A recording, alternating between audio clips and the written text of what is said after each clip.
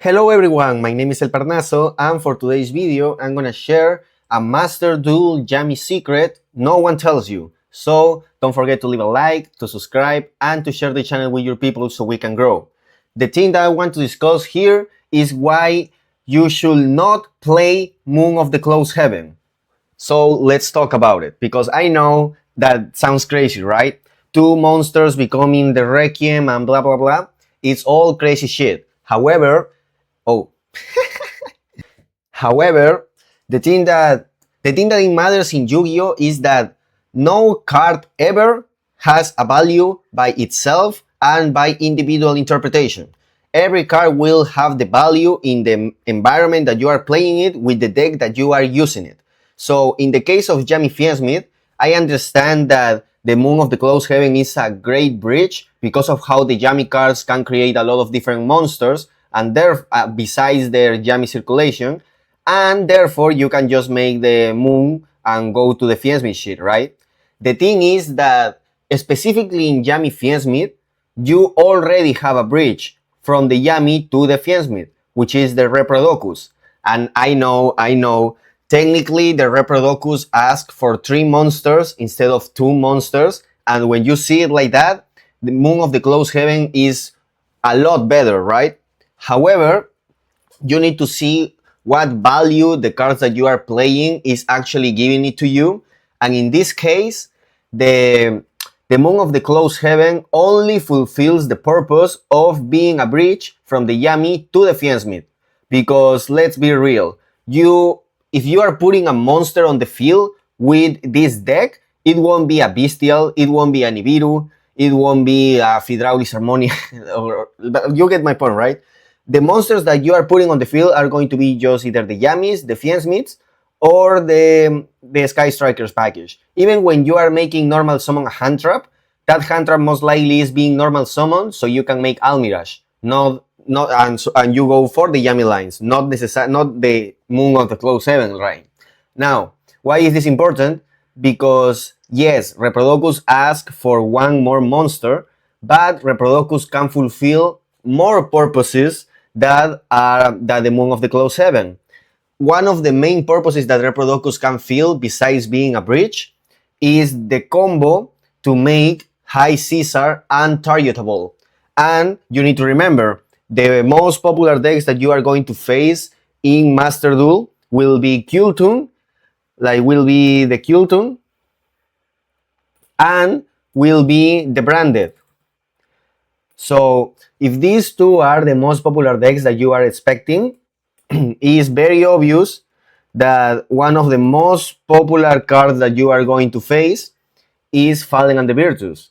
And if you are facing Fallen and the Virtus and you go, for example, and you have Moon of the Closed Heaven instead of the Reprodocus, each and every situation when you draw both of your engines, your Caesar, because you are leaving Caesar and just the Caesar, you are making your Caesar just an exchange with the Fallen and the Virtus, because they can just pop it, right? So at that point, I know that you can make the argument of, well, if I drew my Fiensmith shit with my Yami shit, I can just make Caesar and Desire. However, that is not as much of a consistent combo as some may think, because you will likely need to draw the Engraver specifically as your Fiensmith card, or maybe 2 Fiensmith cards and the Yami card. So you can see how this is starting to get tricky. A more consistent approach to protect your Caesar from Fallen and the Virtus will be the untargetable Caesar with Reprodocus. The combo is already in my channel if you want to check it out. And it is a combo that can be achieved with literally any Fiensmith card you draw, with any Yami card you're drawing, or a Sky Striker card, you know. So it doesn't matter if you draw the Luri or the Lacrima with a Yami name, you can make the untargetable Caesar. Something you can do if your approach against Fallen and the Virtus is, I can make a Desire that will negate the Fallen and the Virtus regardless.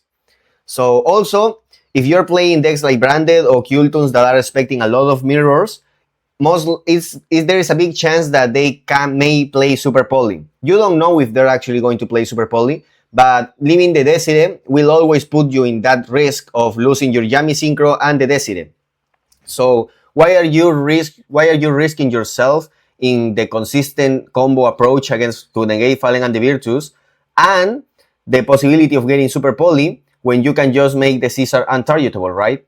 However, the only card that allows you to make the Caesar untargetable is the Reprodocus in your extra deck.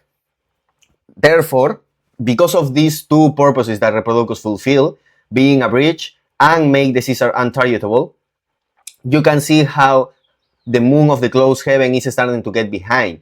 Even though the Moon of the Closed Heaven as a bridge is one less monster needed to make the combo. But at the end of the day, you also need to consider what is that extra monster specifically is giving me in the end board that is more important than protect my Caesar from Fallen and the Virtus and Impermanence in a format where everybody is going to play Kultun or Branded, both decks using Fallen and the Virtus. So you can see how making this systematic interpretation and obviously understanding that your extra deck will only have 15 cards, you need to decide between these two because you can take the privilege of having two different cards in your extra deck to fulfill the same bridge from the Yami to the Fiendsmith. And with the plus of the Reprodocus making the Caesar untargetable, you will need to make the conclusion that Moon of the Closed Heaven is the card that you need to take out. Like, just get rid of it.